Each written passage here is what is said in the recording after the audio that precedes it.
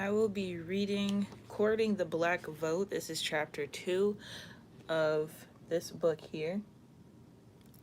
From Boss Crump to King Willie, How Race Changed Memphis Politics by Otis Sanford. Courting the Black Vote. 9 years before E.H. Crump was born, Robert R. Church, also a native of Holly Springs, Mississippi, opened a bustling saloon on Beale Street and started raking in the money. By the time his well-educated son Robert Jr. took over the family banking business after his father's death in 1912, Crump had become ensconced in the high society of Memphis as well as on his way to building his enduring political machine. Unlike the elder Church, Robert Jr. had a much more enduring passion for politics, knowing full well that because he was black and Reconstruction was over, he would likely never hold elected office himself. Instead, he used his standing as inheritor of his father's business to establish the All Black Lincoln League, an organization devoted to Republican politics and the legacy of the 16th President of the United States, the man responsible for freeing the slaves through the Emancipation Proclamation. Young Church became the most influential Republican in Memphis, and for a time, Crump tolerated his lofty political standing. But eventually, Church's sway with national Republicans would put him on a coalition course. Oh, would put him on a collision course with the ascending boss of Memphis. Crump formally entered politics on October 21st, 1902, when he was elected as a delegate to the Shelby County Democratic Legislative Convention. He next got elected to the Board of Public Works, part of Memphis's convoluted bicameral legislative system. B-I-C-A-M-E B-I-C-A-M-E-R-A-L.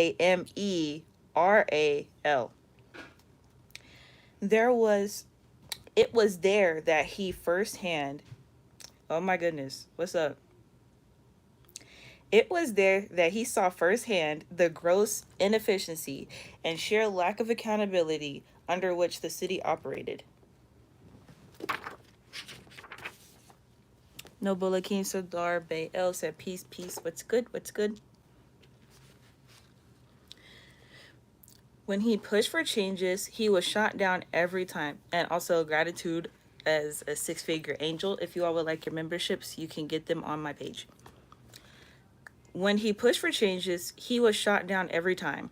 For example, when he sought in 1906 to raise the license fee for the city's 599 saloons from $60 to $250, the plan was roundly rejected. When Crump introduced another ordinance that same year to set a speed limit of 6 miles an hour for the cars that were beginning to appear on unpaved Memphis streets, that proposal was voted down as well. With each setback, Crump grew increasingly frustrated, and he resigned the Board of Public Works seat in September 1907. But he wasn't through with public office. He was merely regrouping. 3 months later, Crump announced his candidacy for a vacancy on the more powerful city board of fire and police commissioners. He won easily, but it was clear Crump had set his sights on becoming mayor and changing local governance for good. When the Tennessee General Assembly gathered in Nashville for the start of its 1909 legislative session, Crump traveled to the state capitol to lobby for passage of a bill allowing Memphis to convert to a commission form of government. The stated intent was to create a more efficient government by giving a few commissioners elected citywide the authority over all legislative and administrative affairs in the city. The bill easily passed and became law in February 1909. Crump then turned his attention to the mayoral election later that year. His opponent was former Mayor Joe Williams, whom Crump painted as the poster child for city inefficiency and stagnation. He blamed Williams for failing to get streets paved and failing to deal effectively with the city's crime problem. But Williams had one important asset that Crump didn't have: the support of African Americans, saloon owners, and the white working class. In an omen of the many racially polarizing elections to follow, Crump supporters appealed exclusively to business leaders and the white middle class. Newspaper advertisements bought by the Crump campaign trumpeted the charge that Williams was supported by low-life whites and unscrupulous blacks. In one ad, Crump accused Williams of organizing, quote, crap shooting Negroes who will sell their vote for a few cents or a drink of mean whiskey, end quote. The allegation was laced with irony, since that is exactly how the Crump machine is said to have secured black votes in subsequent elections. On Election Day, November 4th, 1909, Crump took no chances. He was determined to win at all costs. He personally showed up at a black polling precinct and spotted a man carrying a ballot that had already been marked into voting booths. He and the voter argued. When the voter tried to get past Crump, the candidate punched him in the face and then threatened, quote, threatened further violence if he saw any more marked ballots, end quote. That evening, as the votes were being counted at the old Shelby County Courthouse, where Ellis Auditorium was later built, Crump waited anxiously for the last ballot box to arrive from the polling site set up in a tent near the corner of Peabody and McLean. Sam Kahn, a commercial appeal reporter who later became the paper's city editor, was there surveying the results. Years later, Kahn recounted the tent scene. Quote, the hour was getting late and still the deciding box had not come in. Mr. Crump, who I had known when he was in the harness and buggy system with the firm of Crump and Recopf, he said, Sam, let's go out and get that box. Mr. Crump got a pistol from a friend in the crowded room. He handed it to W.J. Hayes, later police chief, with the injunction, Bill, don't let anyone touch these ballots or sheets until I get back. No one did. Mr. Crump, with the owner of a car, and I went to the voting tent, picked up the box and tally sheet, and brought them back to the courthouse. When the figures from the retrieve box had been tallied, Mr. Crump was in politics to stay. End quote. Crump defeated Williams by a scant 79 votes. It was the closest and most thrilling victory of his long political career. He said years later, a recount confirmed Crump's victory, but Williams contested the outcome in court. Eventually, a chastened Williams stated in open court that the election had been, quote, painfully honest. Williams' own attorney, F.T. Fitzhugh, in apologetic fashion, asked the court to dismiss the charge of election fraud against Crump. And Williams penned a letter to the mayor-elect saying there had indeed been, quote, an honest recount. The boxes have only disclosed the greatest ignorance and carelessness on the part of many voters, and the exposure of fraud has failed most utterly. I want the dead past to bury its dead, and in withdrawing my suit, I wish to say I hope your administration will be a credit to yourself and friends, and of great benefit to the community. I further wish to assure you that I leave this contest without animosity. End quote. The victorious Crump learned a valuable lesson in the 1909 mayoral election. If he planned to be successful in politics over the long haul, he couldn't rely only on the business establishment, the white middle class, and upper crust voters. He also needed the common people. More specifically, he needed African Americans, and he immediately devised plans to get them by hook or by crook. Interestingly enough, the same year that Crump was elected mayor, The National Association for the Advancement of Colored People, the NAACP, was formed to address escalating violence, mainly lynchings against black Americans, and to secure black voting rights, which had been systematically stripped away in other parts of the country. Brother Mega said, "Hey sister, like what you do and keep going. Gratitude." With Crump's election also came a change in the structure of city government.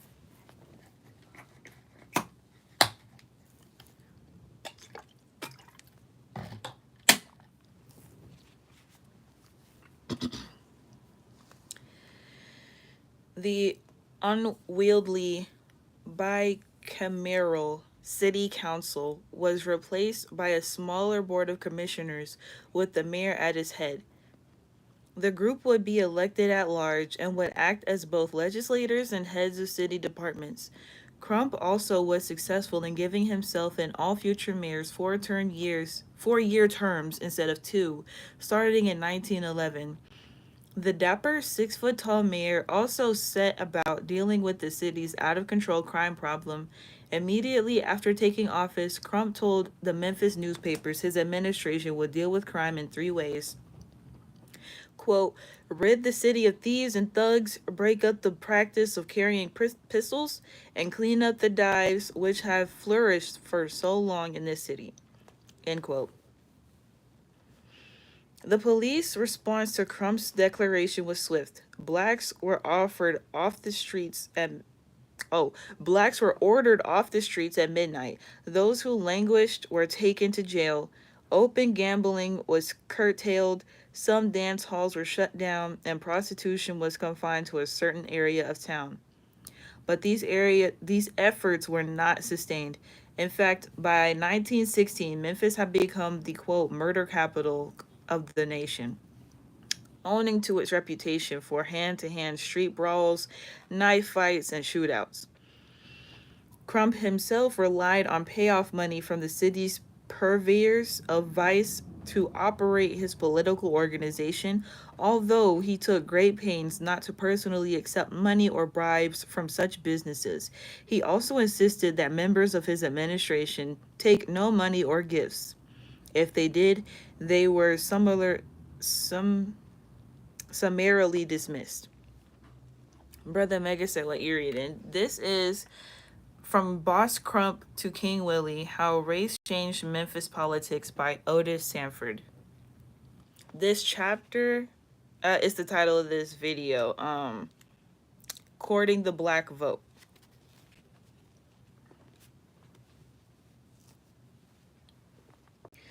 During his re-election bid in 1911, Crump set his sights on wooing black voters. The idea, he said years later, came from one of his lieutenants, most likely Frank Rice, his longtime campaign manager and most trusted advisor. Rice reminded him that the quote, the Episcopal bishop's vote in the ballot box counted for no more than that of the humblest Negro. All votes look alike in the ballot box. Brother Mega said, wow, that's deep. I'll say some of the years again. That paragraph I just read is 1911, over 100 years ago. Sounds very similar. The first opportunity to court the black vote came early in Crump's first term when he nudged the Memphis Park Commission to establish a segregated park for black residents. Mostly because of his rural upbringing, Crump was a nature lover. He frequently took long Sunday afternoon rides to the countryside, and he loved to throw outdoor parties and picnics. He was an outspoken advocate for fine recreational parks for the citizens of Memphis, and he came to believe that black citizens shouldn't be left out. Surprisingly, the commercial appeal, which had been reliably indifferent, even hostile to the concerns of black Memphians, endorsed the idea of a quote Negro park. In an April 20th, 1910 editorial, the newspaper wrote, the decent Negroes of Memphis want a park. By a common consent, they have withdrawn from the public parks now used by white people. We believe it would be a good thing for Memphis and a good thing for the Negroes. But the racism that had so defined Memphis for decades flared once more with the volatile issue of a city owned park for black citizens. Colonel Robert Galloway, chairman of the Memphis Park Commission, was vehemently opposed to the idea.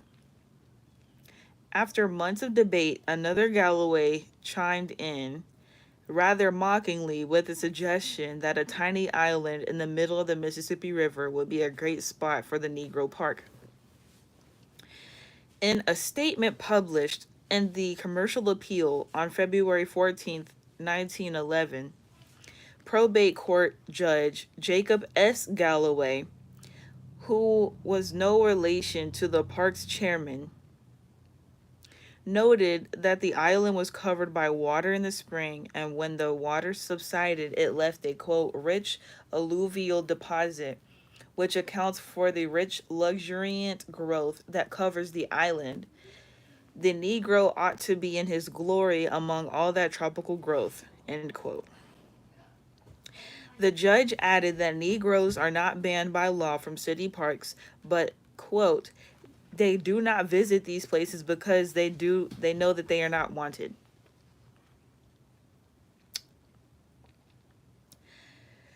Crump was not amused. He drafted a letter on February 22nd, 1911, stating, quote, that I desire to say that I am in favor of a Negro park if a suitable location can be had. Otherwise, I am opposed to it, and you can be assured that the commissioners of the city will give the Negro park question every consideration before it is finally acted upon. End quote. The belief among many white Memphians was that if too many blacks congregated at one time at their own park away from Beale Street, the frolicking would get out of hand. Black millionaire businessman Robert R. Church had built his own park for African Americans on Beale Street in 1899, and City Park's chairman Robert Galloway didn't want another one.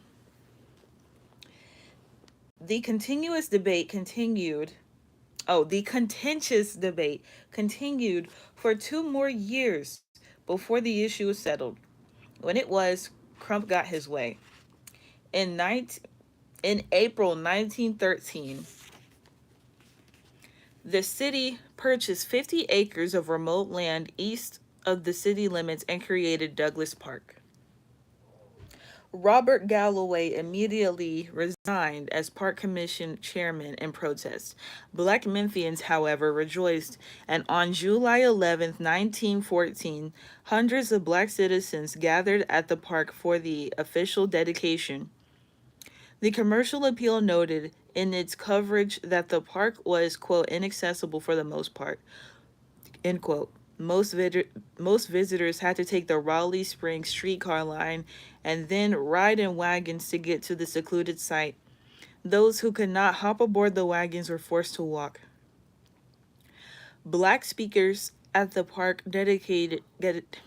dedication included Reverend T.J. Searcy and Reverend T.O. Fuller. Addressing the concerns of white residents, Searcy said he hoped the Negroes of Memphis would make Douglas Park, quote, a place for high class recreation and not one for idle frolicking, end quote. The keynote address was delivered by Judge J.M. Greer, who represented Crump and the white citizenry. Greer gave a lengthy speech reminding his black audience how far they had progressed since slavery was officially abolished just 49 years earlier. Greer also acknowledged that being, quote, born a slaveholder, end quote, and spoke fondly about a slave boy 2 years older than him who personally tended to his needs. Quote, out of this irresponsible, menial condition, the Negro came into freedom with no property, no education, with limited intelligence. This, end quote. Despite what he called progress, Greer still dismissed the notion that blacks were the equals of whites, and he said his audience should, quote, always demand separation socially, end quote, from the white race. The white man, he said, had endured 1,000 years of struggle in preparation for self-government. Blacks, he implied, were incapable of governing themselves. I'm gonna take a break a little bit. For a couple of reasons. Of course, water, but I just want everybody to just kind of like think about what's going on. We got 5 viewers and 5 likes. I appreciate y'all. Just think about what's going on, considering everything that I read. Those 1900s, early 1900s, the very beginning of the 1900s, where we had some mentions from the 1800s in the book. Books are time traveling machines.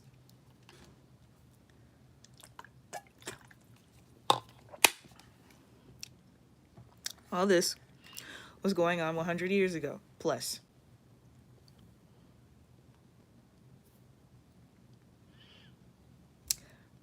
When I first read this, I got mad and I had to put the book down a couple of times. So for anyone who's listening who was feeling what I was feeling, just taking a small break, because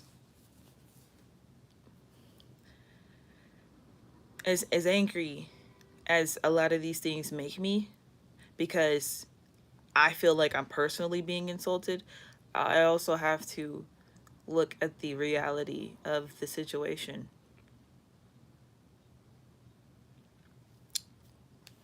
Freethinker said, just got in.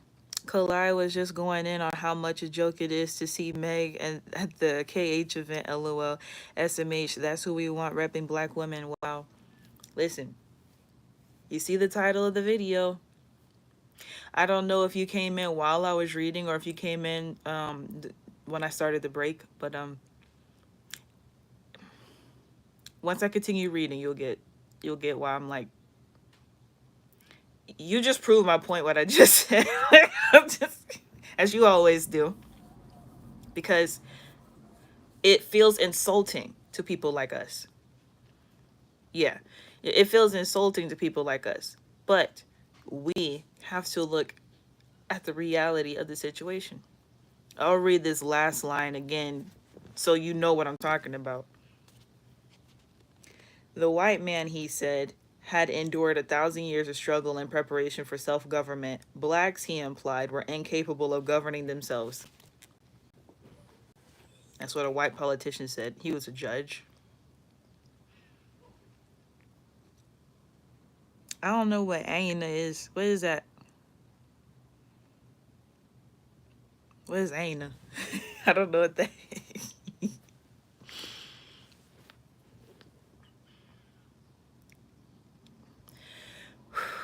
But just a recap. Oh, I mean, yeah, that's what the title of the video is. This is a chapter from a book. Oh, it's about voting, ain't it?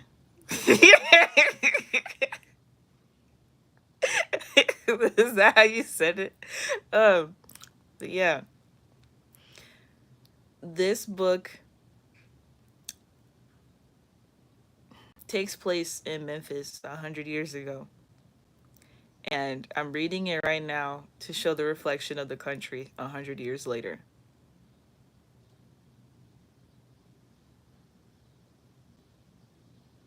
But I'm gonna keep reading.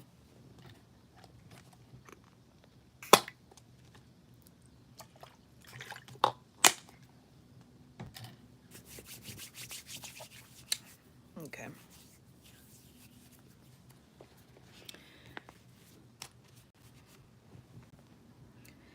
No one in the crowd appeared offended by Judge Greer's racist remarks. They looked beyond his words and saw the seeds of a brighter day for them. In rough and rowdy Memphis, the Douglas Park dedication became a defining moment in the relationship between Crump and the burgeoning black citizenry of Memphis. Make no mistake, Crump's support of the Black Park was more about politics and power than altruism. Make no mistake, Crump's support for the Black Park was more about politics and power than altruism. He was clearly running all areas of government in Memphis now, and was not about to let Robert Galloway, Jacob Galloway, or anyone else dictate public policy or tell him what he couldn't do. For Black Memphians, the creation of Douglas Park was validation that their votes for Crump were starting to pay off. In the 1911 mayoral election, blacks had abandoned Joe Williams, who sought a second time to win back the seat, and voted overwhelmingly for Crump. My bad. I'm trying. Crump. Crump was the mayor of Memphis. Title of the book. It was a mistake. They had grown weary of being tormented by white racists. They were content, for the moment at least, with receiving crumbs from Crump. Crump? Shh, get out.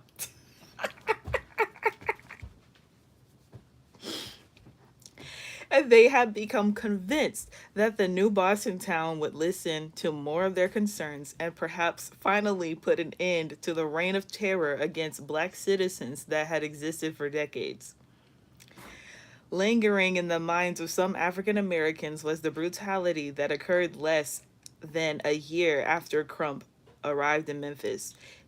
In early 1892, the city had witnessed its worst acts of racial unrest since the deadly riots pitting white city policemen against black Union soldiers in 1866. Only this time, the violence was quickly exposed to the world by famed black journalist Ida B. Wells. We have talked about her before. Born in Holly Springs, the same town as Crump, but 12 years earlier, Wells was the daughter of house servants, but she became a prolific writer and co-owner of the Free Speech and Headlight, a black newspaper in Memphis. Through her editorials, Wells, a former school teacher, condemned the lynching of black people that was so common in Memphis and other areas of the South, notably Mississippi, Alabama, and Georgia, a reign of terror that helped lead the formation of the NAACP. The 1892 incident began after a small group of black citizens partnered to open a grocery store at Walker Avenue and Mississippi Boulevard. The store was in direct competition with a nearby white grocer who did not take kindly to the new establishment. Hostilities ensued, and 3 black men associated with the new store were thrown in jail following a gun battle with police. A mob later removed the men from their cells, took them to a remote area of Memphis, and shot them to death. The killings created outrage among black Memphians, many of whom left the city bound for Oklahoma.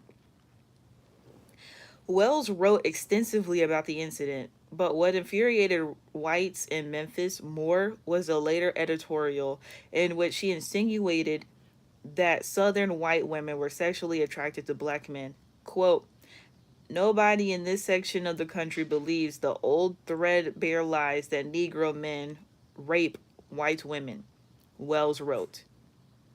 "If Southern white men are not careful, they will overreach themselves and public sentiment will have a reaction or a conclusion will be reached, which will be very damaging to the moral reputation of their women." End quote.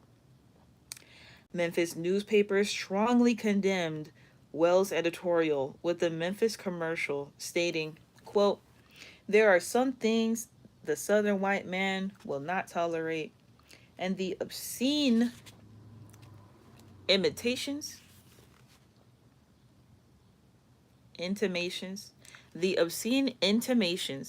of the foregoing have brought the writer to the outermost limit of public patience." End quote. The Memphis Scimitar was even harsher. Unaware that Wells wrote the editorial, the paper demanded that the writer be tied to a stake, branded, and castrated, quote, "with a pair of shears." Wells was forced to flee to the north for her safety and never returned to Memphis. She actually went to Chicago. Under Crump, such blatant racial lawlessness subsided somewhat as he attempted to forge a relationship with the blacks that would further his political goals. Lynchings and beatings of black citizens continued, to be sure, but for the most part, racial harmony prevailed in Memphis, at least on the surface. Crump found it politically expedient to bring black community leader Robert Church Jr. into the fold. After inheriting his father's money and business, Church threw himself into Republican politics and became one of the most influential members of the Grand Old Party, known as the Black and Tan faction in the city.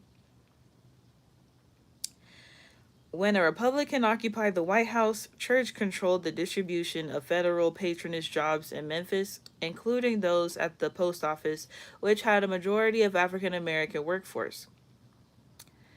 He also had a say in appointments to the position of the U.S. Marshal, U.S. Attorney, and federal court judge, although those posts were reserved exclusively for whites. Crump accepted Church's status with the National Republicans as long as it didn't interfere with his local political organization. But once Democrat Franklin Roosevelt took office, Crump had a direct line to the White House and no longer needed Church's influence.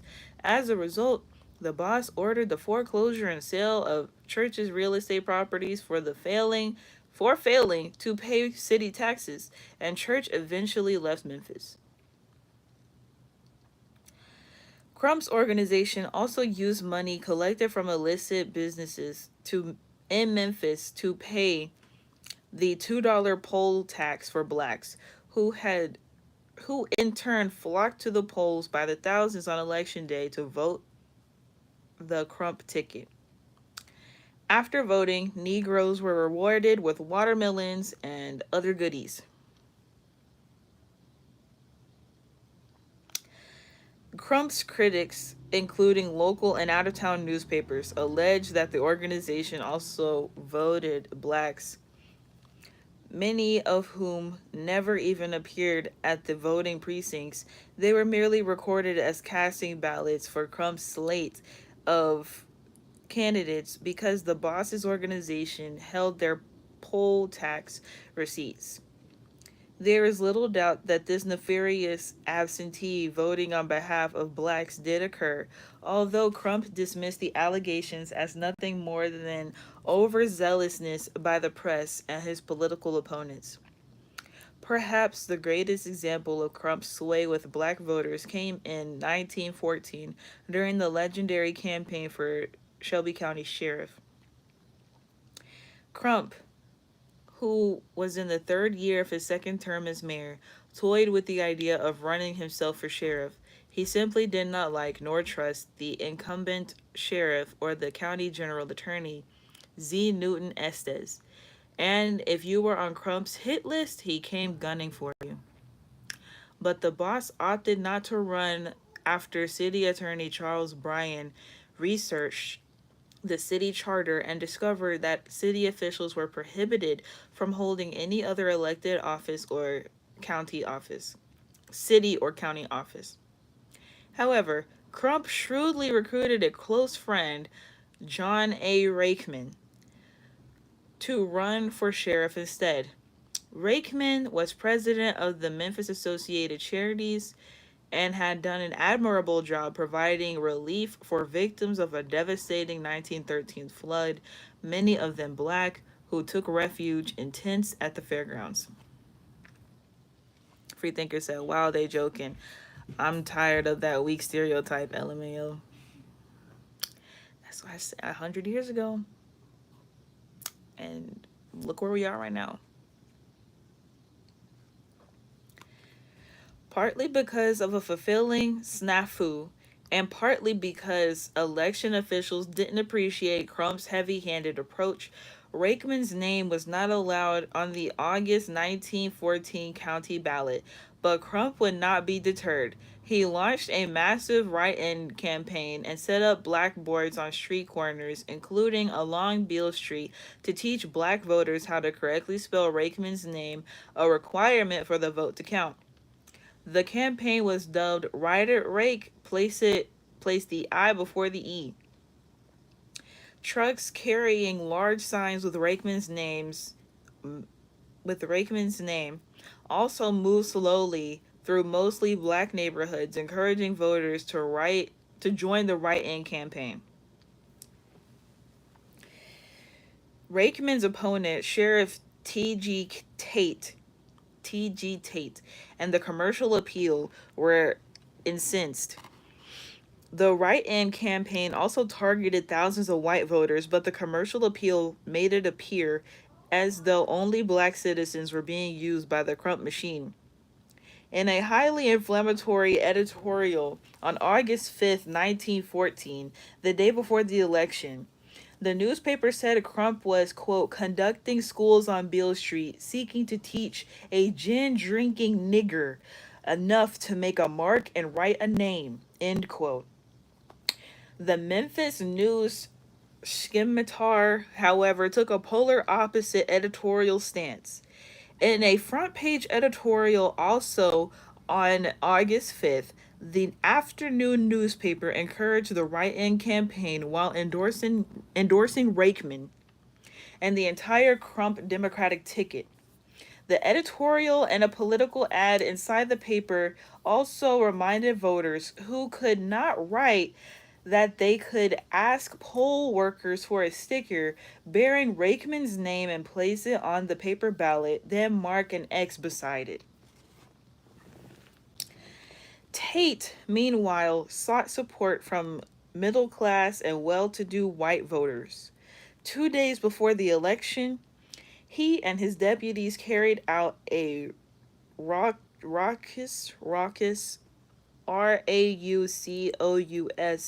late night raid at a gambling house called Kinane and Honan's Place at Front Street and Winchester Avenue, which catered to black customers. The commercial appeal described it as, quote, one of the most spectacular raids ever made on a Memphis saloon and gambling house. During the raid, 21 black patrons were arrested along with the two owners who were white for allegedly violating the city's gambling laws. Although 21 blacks were detained, the commercial appeals account of the incident said scores of others fled through windows and side doors while hundreds more African American spectators stood on the streets outside gawking at the roundup. J.M. Mayer, a justice of the peace, was called to the scene that night, and he, quote, released all of the Negroes on a statutory appearance bond of $250 each, end quote. The white owners were released on their own recognizance. Free thinker said I gotta look up what's courting. It's like guiding. I'll look up the direct definition real quick. Give me 1 second.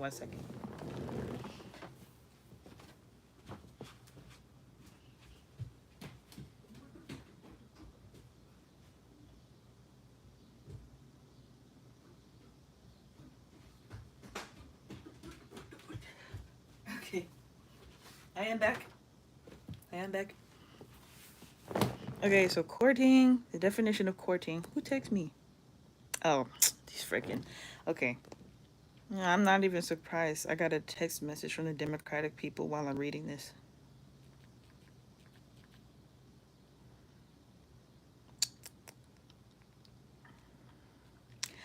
Okay. I know the main definition that came up was the one that involves like a relationship, but it's really like guiding. Let me look up the other one.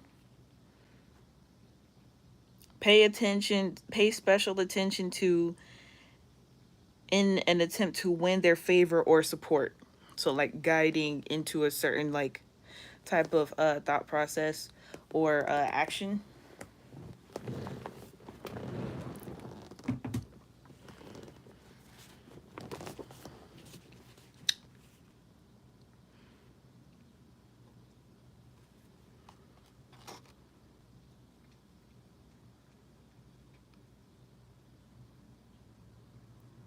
Okay.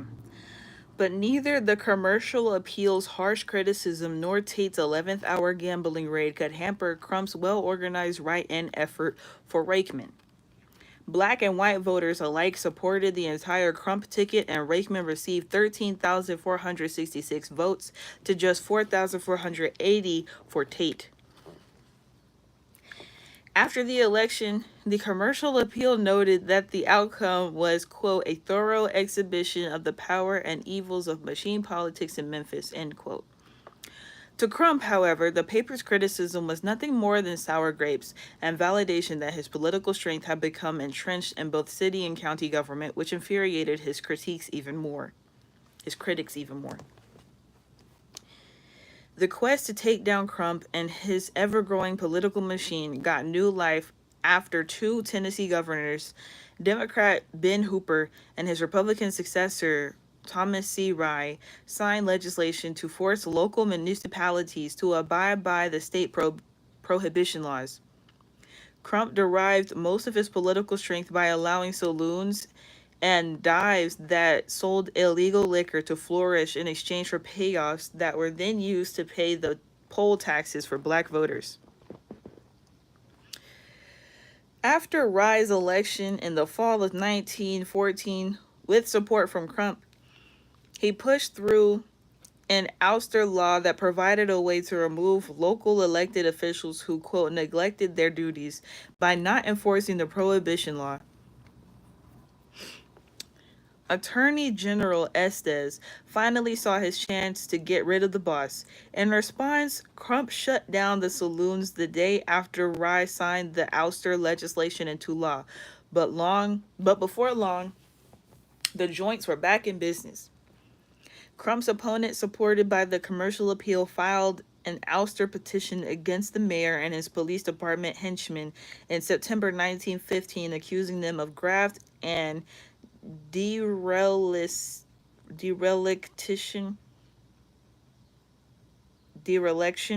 of duty. DERELICTION. Crump initially proclaimed his innocence, but on November 3rd, he and others pled guilty in Chancery Court and were removed from office.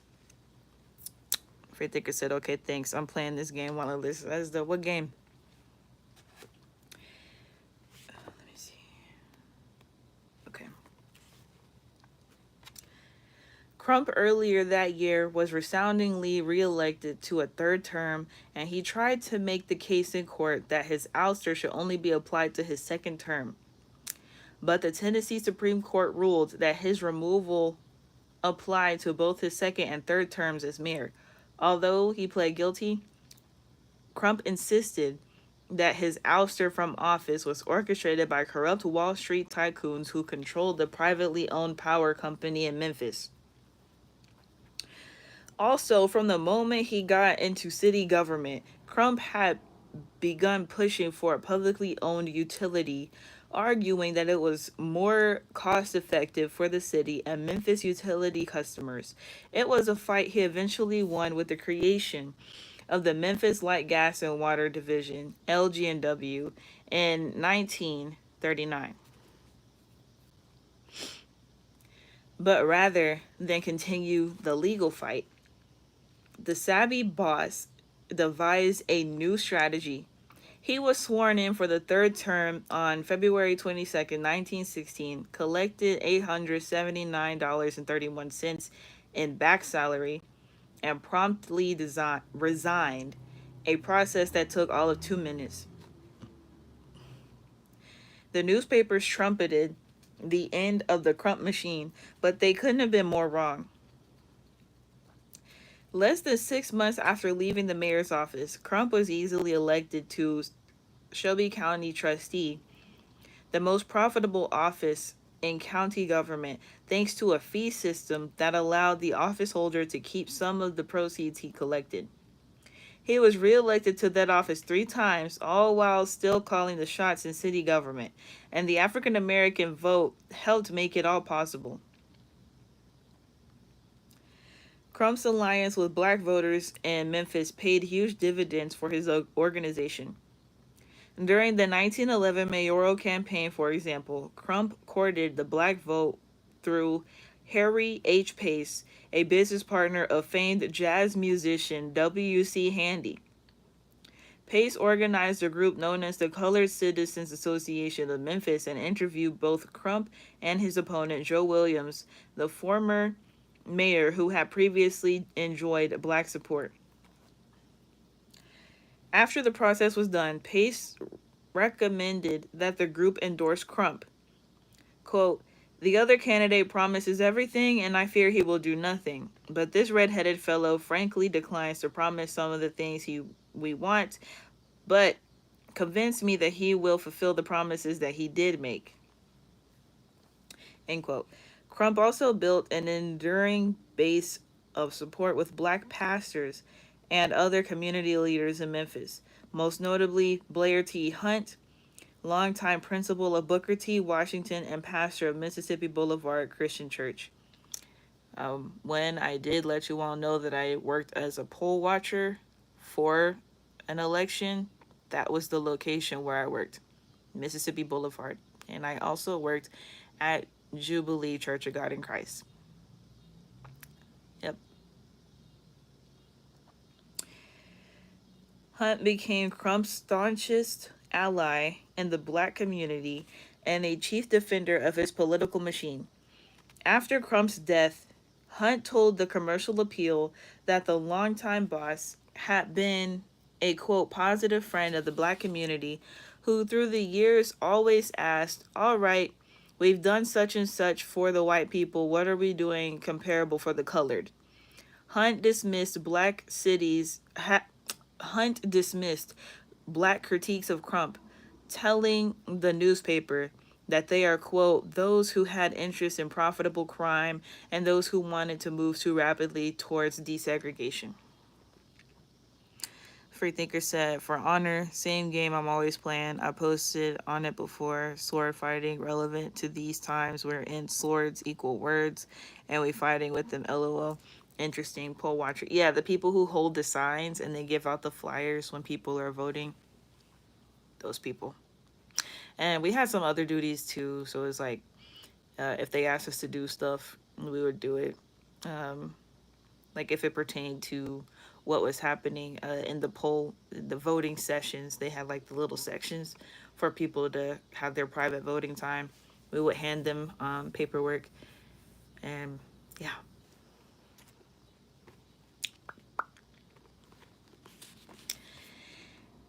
Years later, in another newspaper interview, Hunt described Crump as, quote, "an ardent segregationist, as most whites were then."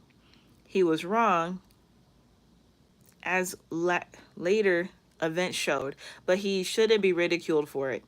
He was a product of his time.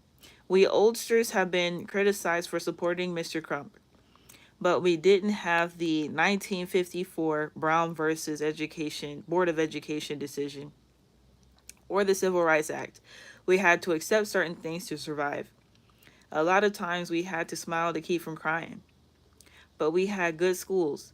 Memphis came closer to fulfilling the separate but equal doctrine as anywhere I know. I wrote an essay on this. I didn't read this book when I wrote the essay, but when he said we had to accept certain things to survive, I wrote an essay on it. Why bypassing was necessary for black people for so long, and the stagnancy it later caused, healing from the stagnancy it later caused. That essay will be available for people to purchase. It'll be I think that one's gonna be 130, maybe 150 something dollars when it's produced on my blog. So make sure y'all keep watch for that. Freethinker said, "Oh, okay, I never knew how all that went. Hell, everything online now, I thought. Matter of fact, when OVO 19 hit, didn't they have folks voting on their phones?" I thought, they had mail-in ballots. I read about mail-in ballots on this other page, and they were saying that he won by crooked election, and then they sued, and then they lost the case because they actually did have valid votes, and they did a recount, and they were all valid votes. So again, here we are, 100 years later, with the same stuff happening.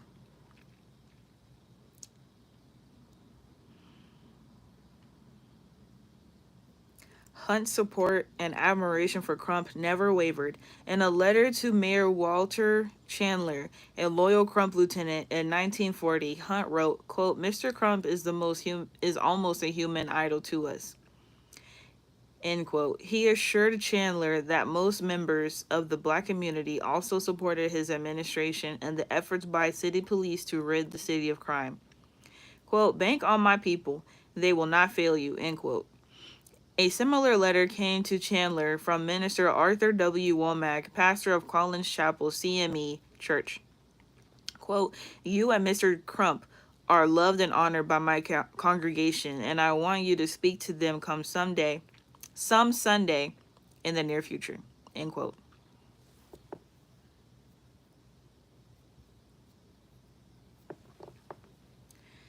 In July 1940, Hunt and other black leaders even urged the nomination of Crump for vice president on the ticket with Franklin D. Roosevelt at the Democratic National Convention.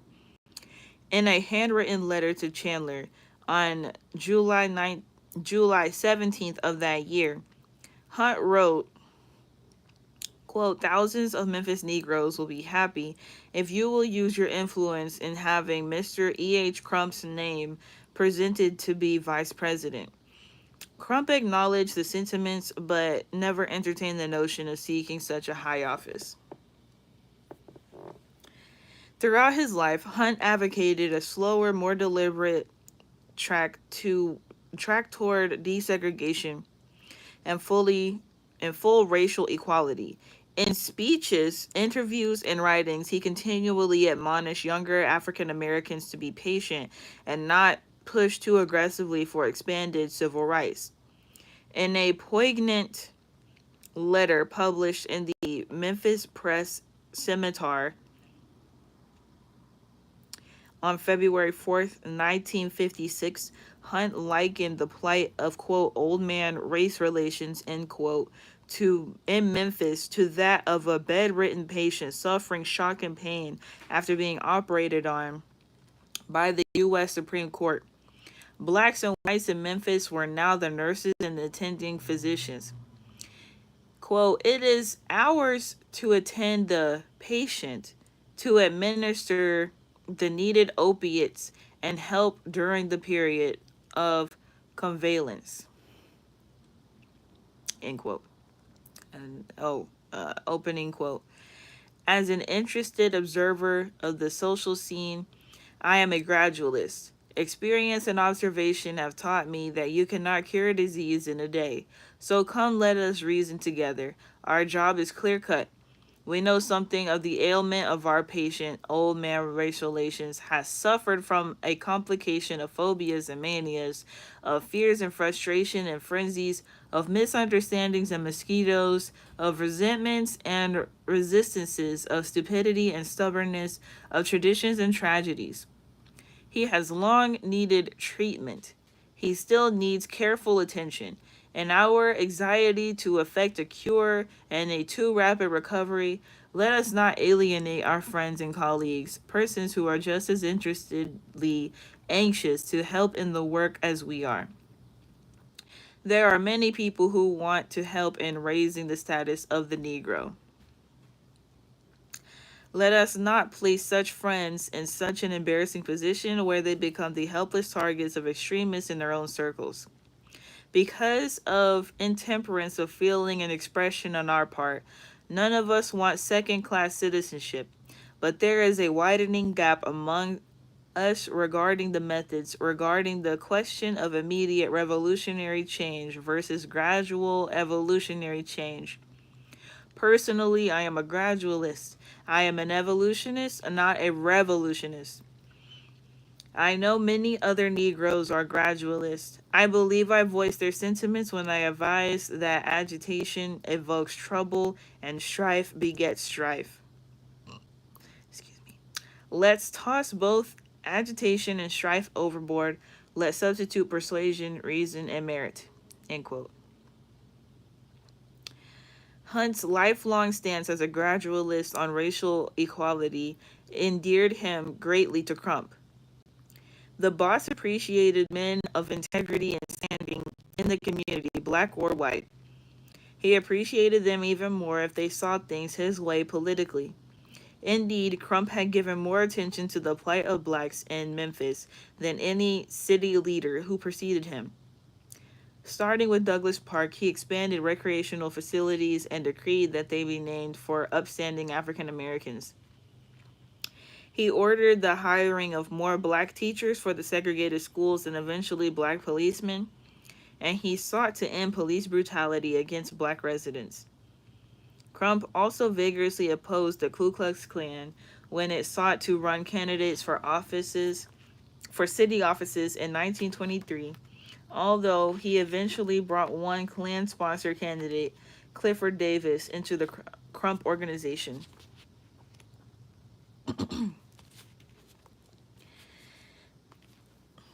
Davis was elected city judge on the Klan ticket in 1923, but later renounced the group. In 1940, with Crump's blessing, Davis went to Washington as a U.S. congressman representing Memphis. The federal building in downtown Memphis. The federal building in downtown Memphis bears Davis's name along with that of Odell Horton, appointed the first black federal judge in Tennessee.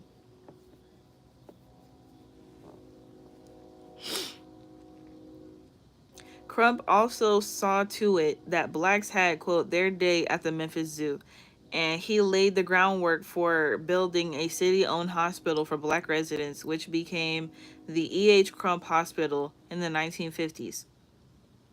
Like most Memphians of both races, Crump also considered Tom Lee a hero after the African American laborer single-handedly rescued 31 white people from an overturned sternwheeler, the M.E. Norman, on the Mississippi River on May 8, 1925.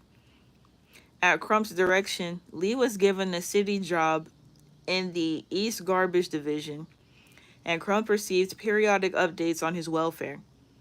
In a December 7, 1940 letter to Crump, Mayor Walter Chandler reported that Lee was living in a debt-free house at 923 Mansfield, which had been given to him by members of the Engineers Club, who were among those Lee had saved. Lee's, quote, record of work started with the City of Memphis Department of Public Works in the spring of 1927, and during the time that he has served the City of Memphis, there has been no record of this department having any trouble with the services he has rendered during his work hours, end quote. It was also Crump who orchestrated the creation of the park on the banks of the Mississippi River in downtown Memphis that is named in honor of Tom Lee. That actually is a place. Tom Lee Park still exists today. Crump even suggested construction of the Obelisk Monument, recognizing Lee's heroic act, and organized a committee to help pay for it. Historians have debated whether Crump ever used the term nigger as a direct racial slur. His biographer, William Miller, wrote that Crump, quote, never used the word nigger and he did not permit his sons to use it, end quote. Miller quoted Crump's son Edward during an April 1962 interview, wrote, quote, "Father never let us use any term that would be offensive to the dignity of a person." Freethinker said, wait, what's the title of the book again and who's Crump again? So this book is called From Boss Crump to King Willie, How Race Changed Memphis Politics by Otis Sanford. So this book is specifically about the mayoral office of the city of Memphis, and I'm just reading it to help people reflect on the political climate of today with all the stuff happening and how similar things still sound to 100 years ago. Like Crump was the mayor of Memphis during this time period 100 years ago, over 100 years ago.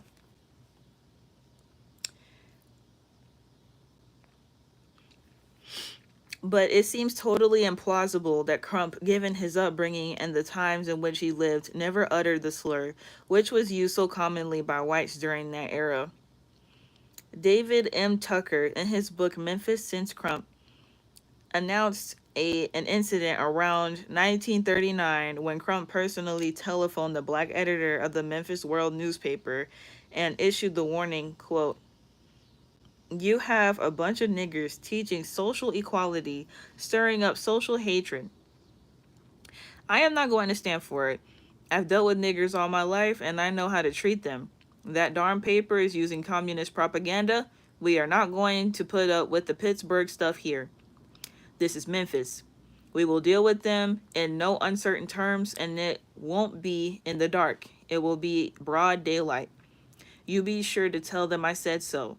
We are not going to tolerate a bunch of niggers spreading hate, racial hatred, and running things their way. Tell them Mr. Crump says so. You understand me?" End quote. Yeah, for sure, man.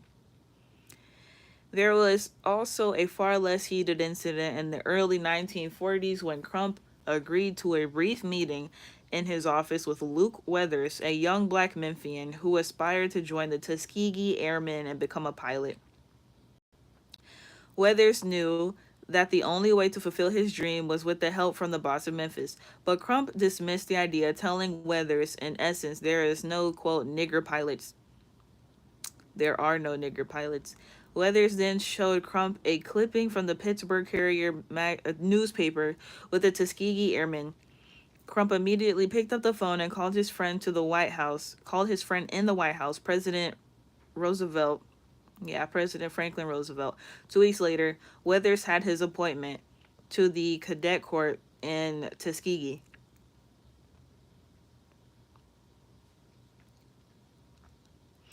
I see now, pertaining to Memphis history. Because Memphis history, in particular, Memphis being the first black city, the specific area, Orange Mound, being the first black city in the United States, holds a lot of history on how the entire country played out.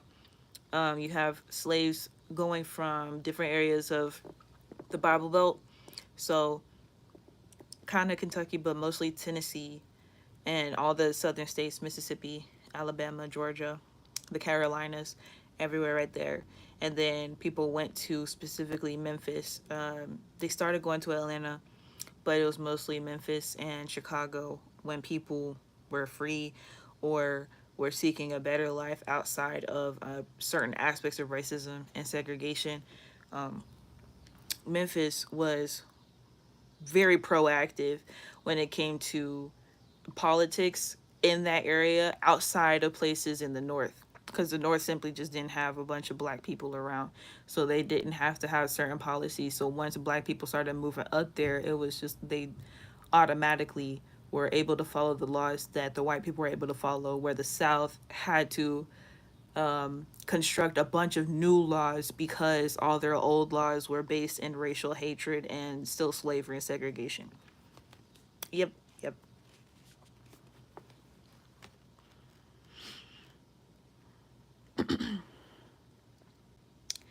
No one can deny that Crump made life better for black Memphians and even welcomed the counsel of a few black community leaders, but his personal and political history clearly shows that he harbored racist feelings.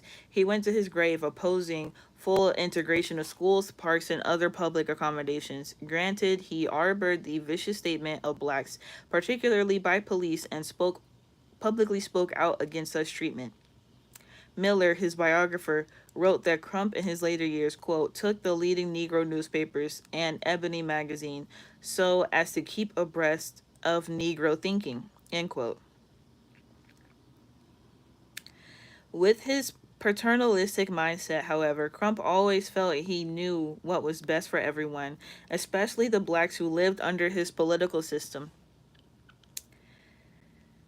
He was a plantation mentality. He was simply unwilling to give the black citizens of Memphis too much too soon. He never for a moment entertained the thought of running a black candidate for public office. And for most of the years that the Crump machine was in control, few wannabe black candidates dared to seek an elected seat. One exception was Dr. Joseph E. Walker, a well known African American business leader who sought a seat on the Memphis City Schools Board of Education in 1951. Walker ran without the blessing of Boss Crump, who, along with Mayor Watkins Overton, had no interest in accepting a black voice in the governance of local schools. Walker ran an incredible race, receiving more than 7,400 votes, but lost to the Crump slate. Years earlier, in 1912, black businessman H.C. Purnell sought election to the county commission. Purnell's supporters ensured then Mayor Crump that Purnell posed no challenge to the boss's authority. They were merely seeking a mediocre of black representation in local government. As with Walker in 1951, Crump was largely dismissive of Purnell's campaign and he lost the election. Crump's standing with National Democrats and his African American constituency took an even greater hit during the 1948 national elections. President Roosevelt, Crump's close friend and fellow Democrat, had died in office of a massive stroke on April 12, 1945, and Crump was never fond of Vice President Harry S. Truman, who ascended to presidency on Roosevelt's death. Crump strongly opposed Truman's nomination for a full term at the 1948 Democratic Convention because Truman had integrated the U.S. Army and was generally a proponent of civil rights. Crump split with the National Democratic Party and supported the candidacy of Dixiecrat Strom Thurmond, an avowed segregationist from South Carolina. Quote, I would be willing to go to jail and stay there, the balance of life, rather than abide by it, quote, in parentheses, civil rights, end quote, Crump proclaimed. In his Truman scheming, cold-blooded effort to outdo Henry Wallace and Governor Thomas Dewey of New York for the Negro vote, he has endeavored to reduce the South to a country of crawling cowards, end quote. Crump also angered black Memphians, including many of his strongest allies, by refusing to permit the freedom train, which carried an exhibition of patriotic documents, to stop in Memphis because the train sponsors insisted that visitors not be segregated by race. Once the 1948 election was over, Crump's Dixiecrat candidate Thurmond had been soundly defeated. The aging political boss had suffered defeats that year in races for Tennessee governor and U.S. Senate. The losses were a severe blow to the organization and marked the beginning of the end of the Crump machine. Accident. I'm reading the book. My bad. I misspoke. Most African Americans in Memphis remained respectful and appreciative for what Crump had tried to do for them over the years. But the old man's health began to wane. Restlessness was developing among black people throughout much of the South. Ever so slowly, it was making its way into the Bluff City. Not from the established black aristocratic class, but from a younger generation that knew Memphis's history as a place that was hostile to blacks, but also where blacks had held office during the late 1800s. And this young generation was ready for greater social change. On May 17th, 1954, 5 months before Crump's death, the U.S. Supreme Court issued its landmark decision in Brown versus the Board of Education, outlawing, quote, separate but equal schools, and setting the stage for the dismantling of Jim Crow laws across the South. The civil rights movement was poised for a spectacular and volatile takeoff, but during the summer of 1954, Crump, his heart failing more by the day, was oblivious to it all. He threw himself into one last political campaign to re-elect Frank Clement governor. He succeeded, then almost immediately took to his bed, and on Saturday afternoon, October 16th, the boss of Memphis quietly passed away. So then the next chapter is called Crump and the Press. And like I said, I read that chapter with everyone. I was already in the midst of reading that book. It was gifted to me by a relative. And like I said, my family's in this stuff. This is just like the way we live. So the whole thing of fighting for civil rights, helping black people in the community, that's just something that my bloodline does and grew up doing. So this is our life work and our life study. I wanted to read that chapter with you all, and after that rally that you mentioned that happened yesterday in Atlanta, it's just the timing. I already like this. Okay, my bad. That was my phone. I got a low battery. Um, it's just the timing of it all because that's 100 years ago, over 100 years ago, and everything just sounds the exact same. Everything sounds so sadly similar.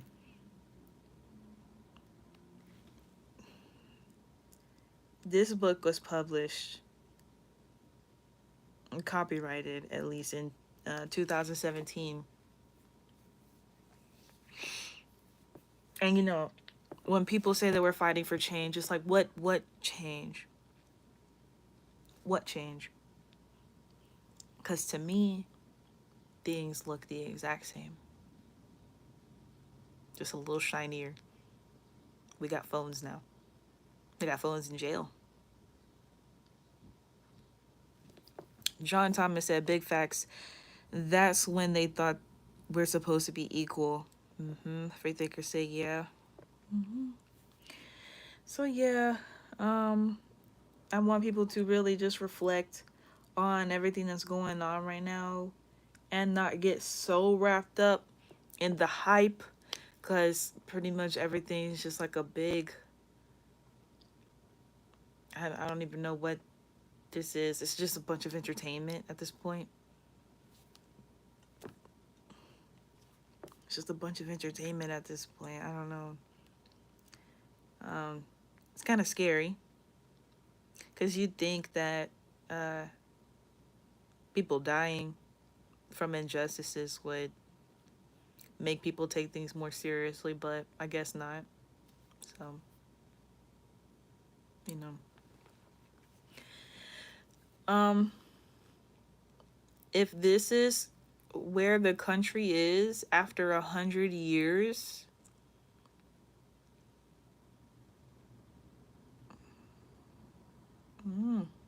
I'm really, it's not just disappointment, but I don't even know what to say. I don't really know what to say. Like, what do we actually want? What is the end goal now? Because we see that we got integration, we got civil rights, we can vote, but there's still that underlying issue.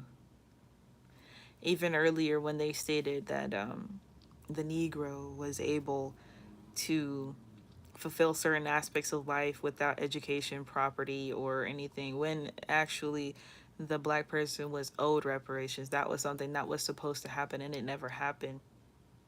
That's not a government issue. The government did not enforce it. That was on the behalf of the slave masters and slave owners. And even some of them that did, that had sharecroppers, a lot of them didn't even fulfill their contracts of letting the sharecroppers have the property or properly selling the land to the sharecroppers.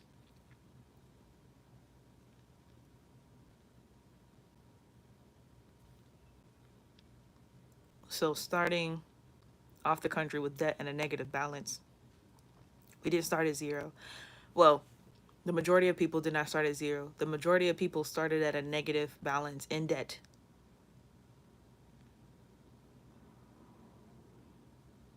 So saying things are unfair, that's such an understatement. People don't even comprehend how much of an understatement that is. Because how are we 100 years later and we have the exact same things still happening today? Why do we have illiterate people? Why do people not know how to read? Why? What? Back then it was a law that black people couldn't read. Here we are, over 100 years later. A lot of black people still don't know how to read, even though it's legal.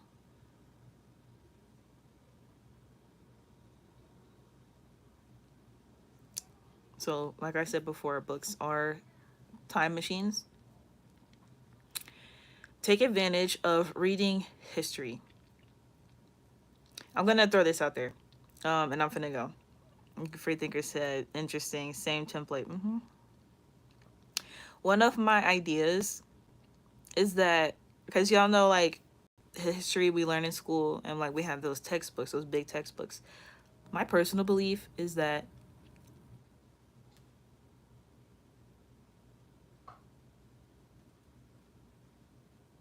okay, never mind. I'm finna go.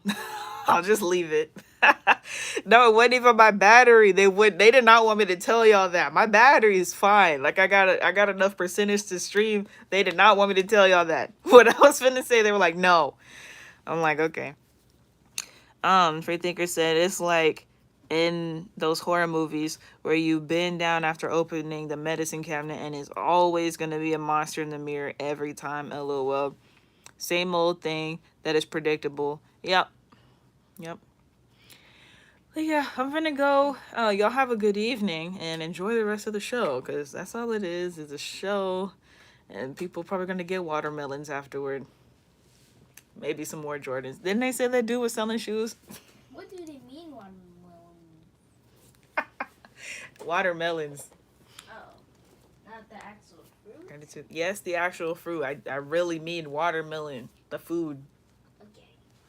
Yeah. Noble Akeem Sadar Bay said it turned off when you said personal belief. Yeah, I was finna tell y'all my thing, my thought process, but they said no. I won't bother. I'll do it another time when it's appropriate. They were like, no, don't tell them that. I might write an essay about it. It might be one of those higher vibrational thought processes that I can't let the internet be aware of. John Thomas said, had watermelon today. It tastes so good. Delicious. A delicious fruit it is. All right, y'all. This was Ellie the Empress here, and I will see y'all in the next one. Shalom and Thawada. That means thank you in Hebrew.